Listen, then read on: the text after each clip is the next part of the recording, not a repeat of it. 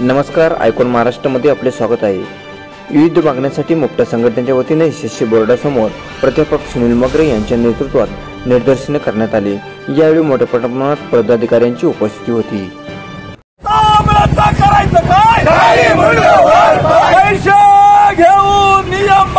प्रवेशाला मान्यता देणाऱ्या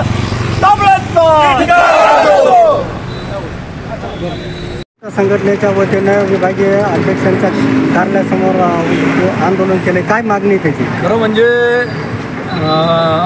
या शैक्षणिक वर्षाच्या सुरुवातीला शिक्षण उपसंचालकाच्या माध्यमातून त्यावेळेस हेच शिक्षण उपसंचालक होते, त्यांच्या माध्यमातून सगळ्या शाळांना, सगळ्या ज्युनियर कॉलेजला स्पष्टपणे आदेश त्या ठिकाणी दिले गेलेले होते की जेवढ्या तुकड्या तुम्हाला मंजूर आहेत त्या मंजूर तुकड्यांच्या व्यतिरिक्त कोणत्याही प्रकारचे अतिरिक्त प्रवेश आपण त्या ठिकाणी करू नये, अशा प्रकारचे निर्देश, अशा प्रकारचे आदेश शिक्षण उपसंचालकाच्या माध्यमातून शैक्षणिक वर्षाच्या सुरुवातीला त्या ठिकाणी दिले गेलेले होते। आणि त्यात असंही नमूद केलं होतं की जर नियमबाह्य तुकडीच्या अतिरिक्त जर तुम्ही त्या ठिकाणी प्रवेश दिले तर त्या प्रवेशाला मंडळाकडनं कोणत्याही प्रकारची मान्यता त्या ठिकाणी दिल्या जाणार नाही, अशा प्रकारचे डायरेक्टिव्ह त्या परिपत्रकामध्ये त्या ठिकाणी होती। मग असं असताना एका संस्था चालकाने समजा त्याला जर प्रवेश संख्या त्याची जर 120 असेल तर त्या संस्था चालकाने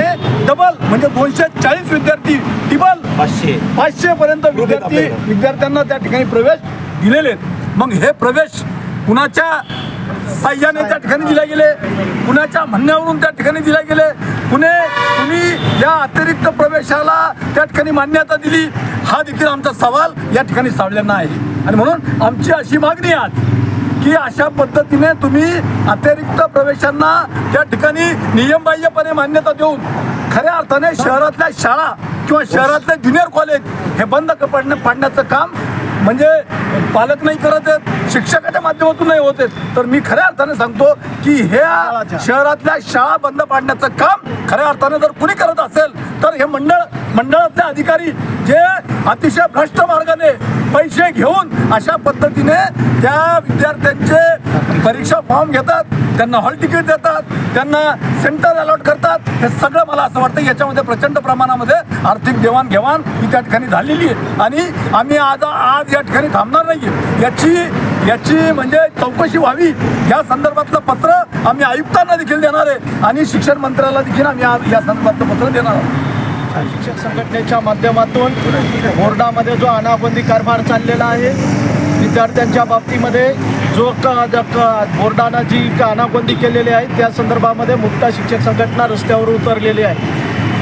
आम्हाला आपल्या माध्यमातून आम्ही बोर्डाला सांगू इच्छितो की उपसंचालक असताना, सध्या बोर्डाचे अध्यक्ष उपसंचालक असताना त्यांनीच आदेश काढले होते की 120 विद्यार्थ्यांपेक्षा अधिकची क्षमता असलेल्या क्षमतेचे विद्यार्थी आम्ही इतर कॉलेजला, कुठल्याही कॉलेजला देणार नाही। परंतु आजच्या कंडिशनमध्ये जर आपण पाहिलं तर ग्रामीण भागामधल्या असे काही महाविद्यालय आहेत की ज्याच्यामध्ये 900 विद्यार्थी आज भरल्या गेलेले आहेत, 500च्या वरतून विद्यार्थी आहेत। त्यामुळं शहरातील जी अनुदानित कॉलेजेस आहेत किंवा अंशतः अनुदानित कॉलेज आहेत हे कॉलेज आज ओस पडण्याच्या मार्गावर लागलेले आहेत। याच्यामधून कॉपी मुक्तीपेक्षा कॉपीला चालना अशा स्वरूपातली ही गोष्ट तयार झालेली आहे। या गोष्टीचा आम्ही मुक्ता शिक्षक संघटनेच्या माध्यमातून तीव्र निषेध करतो। जर ही गोष्ट तातडीनं बोर्डानं या बाबतीमध्ये दखल घेतली नाही तर मुक्ता शिक्षक संघटना अधिक तीव्र स्वरूपामध्ये आंदोलन केल्याशिवाय राहणार नाही। याच्यामध्ये प्रशासनाला आम्ही वेळ देण्याचा त्या ठिकाणी प्रयत्न केला।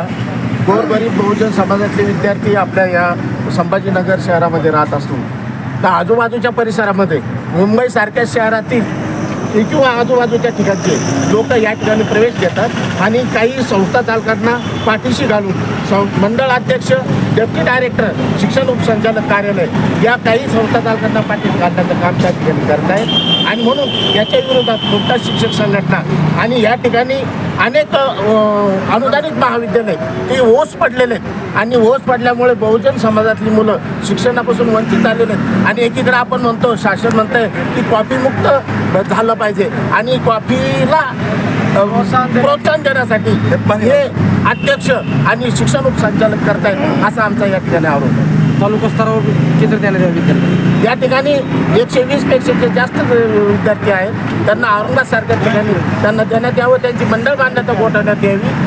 नसता येणाऱ्या काळामध्ये आम्ही प्रत्येक त्या ठिकाणी महाविद्यालयासमोर आम्ही त्या ठिकाणी आंदोलन करणार. आधी पण तुम्ही मागणी केलेली का? हो, आम्ही या अगोदर मागणी करून आम्ही त्यांना निवेदन दिलेले आणि नवीन निवेदनाचे सकारात्मक बाजू लक्षात न आल्यामुळे आम्ही या ठिकाणी आंदोलनात प्रवेश केला.